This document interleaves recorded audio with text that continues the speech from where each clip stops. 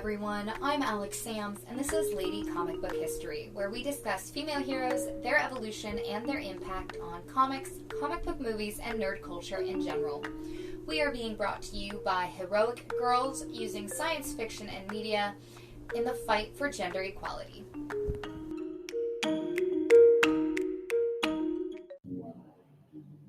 All right, y'all, we are diving in with 1967 and 1968.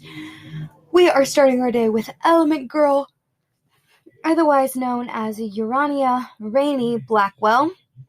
She began as a spy for the U.S. government, and her first major assignment was to infiltrate Cyclops, a European crime organization, and look at the workings of their leader, whom she, of course, fell in love with and agreed to marry. After his affections turned on her, she went back to her agency and joined an experiment that resulted in an Egyptian pyramid and elemental powers. Her character is constantly depressed due to the relationship setbacks and deep-seated insecurities that she has to go through and that control her well-being. Her unrequited feelings for Metamorpho caused her to become isolated, in which she attempted suicide over and over, but her powers forced her to live every time. She eventually directly asked the sun god Ra, whom she got her powers from, to take her powers, thus letting her die. He does so, and she disintegrates, happy that she can finally be released from her existence. Now, I can't go fully into the amount of problems I have with this, because I genuinely can't even articulate the amount of bullshit that is contained in her character and her storylines. Rex Mason has the same powers and is fucking fine. But Blackwell needs a relationship to be happy. She needs external validation to survive. Is no one else finding this absurdly gross? DC has a trend of making their female characters dependent on relationships. When they do have relationships, they are hardly ever healthy, and when they don't have them, they are self-isolating and insecure. Come on, that is not only disgusting, but it's ridiculous, and I can sense the judgment from people who disagree with me. Well, it's wrong, it's realistic, I know lots of women like that. Hard stop. No, you know lots of people like that, because that's how humans with mental illness react. So please explain to me why DC insists on doing this to only female characters. Why is it that realism in the defense and in the argument for female characters being treated like crap is reasonable, but the medium and the story being a work of fiction is justification for why male characters aren't treated like this? It's complete hypocritical garbage. Anyway, Element Girl's character became Element Woman during the Throne of Atlantis crossover when Emily Sung joined the new recruits of the Justice League. And this version of the character is often dismissed and overlooked by her male peers and has been described as socially awkward, so at least they're consistent. Next up, we have Dolphin, who in Secret Origins number 50 was a young girl who fell overboard from a cruise ship and was saved by an alien race who experimented on her. After the alien race abandoned their experiment, Dolphin was left to fend for herself. She grew up swimming and surviving completely alone with no contact with either humans or Atlanteans. This isolation left her mute, and when she was rescued from a shark by humans, she wasn't able to speak. Even after spending time around them and learning sign language and spoken language, she was reluctant to use her words. She spent a lot of her time on the page as a background character in the Aquaman comics. She had an affair with Aquaman while Mera was exiled to another dimension, and when Mera returned, Dolphin began a relationship with Aqualad, who by now went by the name Tempest. She was in the 1 year later Blackest Night and Rebirth storylines. Her original ability gave her gills, webbed fingers and toes, shining white hair, superhuman physical conditioning, resilience to deep water pressures, and a slowed aging process. In the Rebirth version of her character, she was a natural-born Atlantean with paranatural alterations due to being born sea-changed, a magical mutation that happens in certain Atlanteans due to the overexposure to the metaphysical energies sustained during Atlantis' fall. She has been relevant in few major storylines, however, she's always second to either Aquaman or Aqualad, and she never had her own solo title. Next up, we've got Shadowlass, her real name being Tasmia Malor. She comes from the planet Talak 8, and she has the power to project darkness. She joined the Legion after her homeworld was invaded by the Fatal Five. In the 1994 reboot, the post-Zero Hour continuity, Shadowlass used the code name Umbra, and her personality was much more aggressive. She played an essential role in Legion, Blighted, and Recovery, her powers being expanded upon in each one. In the 2004 reboot, she was more of a side character, and very little was revealed about her origin. But in the post-Infinite Crisis reboot, Shadowlass became slightly more relevant, working with Night Girl, Timberwolf, and Lightning Lass. In all incarnations of her character, she can cast dark fields that prevent all light from reaching an area. She can also solidify these fields to use as more of a direct weapon. She is an expert in hand-to-hand combat and can see in complete darkness, including the darkness that she casts.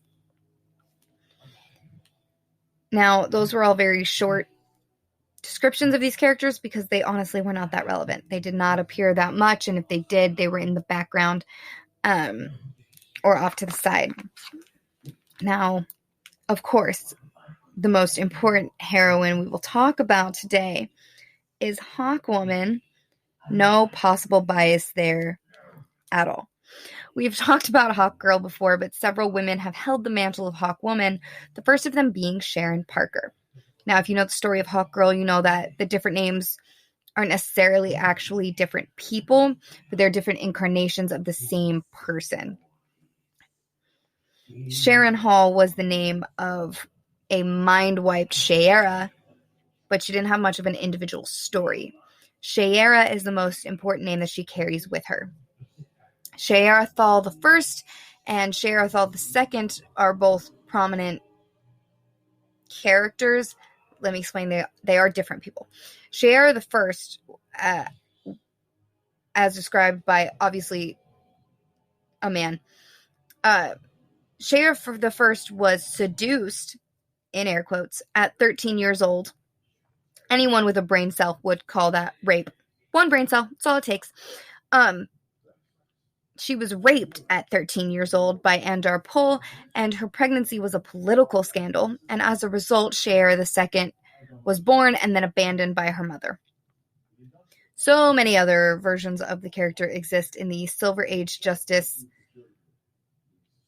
Shayera Hole is a member of the Justice League, and in the Elseworlds miniseries, The Legend of Hawkman, both Hawkgirl and Hawkman were based around their Silver Age versions. In JLA The Nail, she was the only Hawk on the team, much like in the cartoon, Justice League and Justice League Unlimited, and she very much resembled that version of her character. In Batman The Dark Knight Strikes Again, the Hawks have a secret child and then die in a military strike ordered by Lex Luthor. She also made small appearances in Adventures in the DC Universe, JLA and Avengers, JLA Created Equal, All New Batman, The Brave and the Bold, Elseworlds Finest, I don't know why I can't say that, Elseworlds Finest, Supergirl and Batgirl, and the Scooby-Doo Team Up, issue number 33. Yeah, DC's weird. Hawkgirl is very much my favorite DC character, and her time as Hawkwoman sounds better, kinda, because she's no longer being reduced to girl as a grown-ass woman, but either way, her comic book storylines are less than desirable. I urge and encourage you to all stick to the cartoons. We have one more character, but we're going to take a very short break. Okay, guys, I am here to talk to you about Anchor. If you haven't heard about Anchor, it is the easiest way to make a podcast. I had absolutely no idea where to start. I love listening to podcasts, and I knew I had a good idea for one, but I really didn't know how to get started with all the technical stuff. And Anchor makes it super, super easy. First of all, it's free. which is great when you're just starting out and you have no money to support your creative endeavors. Having free resources is amazing. And their creation tools allow you to record and edit your podcast right from your computer or your phone. They have an app that makes it super easy to record everywhere. I have an adapter for my microphone that hooks into my phone, so I can literally record my podcast wherever I am, no matter what. Anchor also does all the heavy lifting for you. They distribute your podcast so it can be heard on all of the major platforms, Spotify, Apple Podcast, and so many more, which makes life so much easier. When there's someone handling the business distribution side of it, you get to focus on just creating, which is what I love to do. You can make money from your podcast with no minimum listenership. They handle all the sponsorship matching and everything for you. It's amazing. It's everything you need for your podcast all in one place. So if you are interested in executing your brilliant idea for a podcast, download the free Anchor app or go to anchor.fm to get started. Guys, seriously, it's the best decision you can make for your future podcast.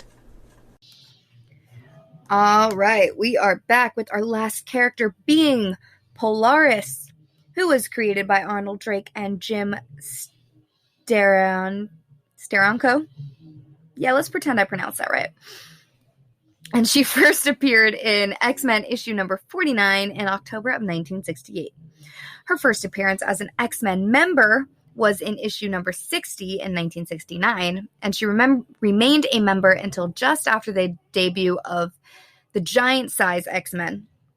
And she acted as a supporting character for the team for a while before joining the X Factor in issue number 70 of 1991. Staying with that team until issue number 149 in 98.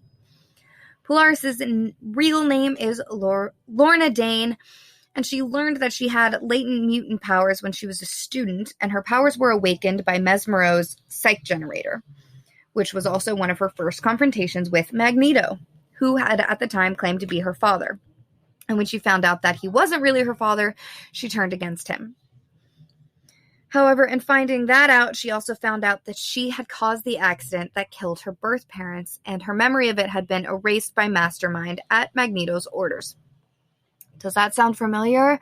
Anyone that saw the Dark Phoenix movie? Just solidifying more that the writers, directors, producers of that movie had no idea what they were doing. It's okay. We're back. She spends most of her first storylines being mind-controlled to different extents.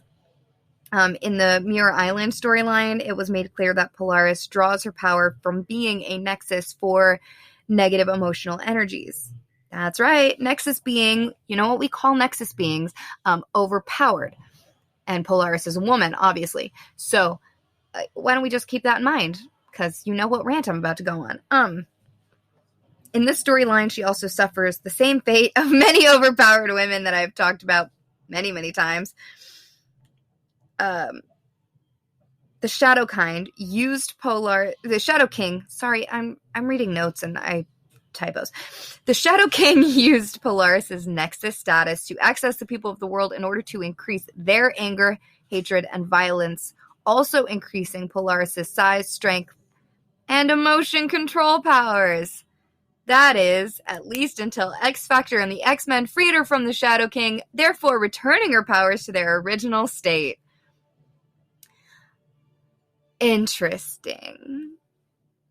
It's not interesting. It just adds her to a very long list of women who should come to life and punch their creators in the throat. She was then asked to join X Factor and subsequently turned into a dark, more ruthless version of herself. It gets worse.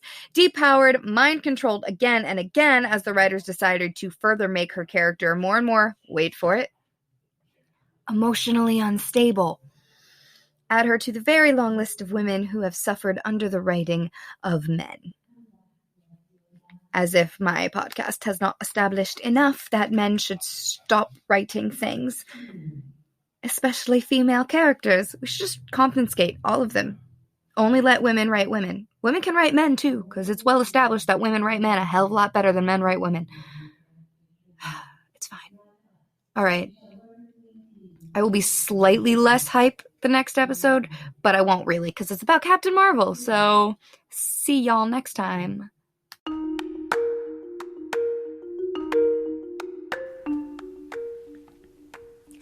I'm Alexandria Sams, and for more comic book related content, check out my YouTube page as well as my vocalmedia.com. Just search my name in that creators bar. My Instagram is fangirlproductions13, and you can check out all of my work, my personal writing, articles, comic book stuff on ladycomicbookhistory.squarespace.com. This has been Lady Comic Book History, and I will talk to you guys next time.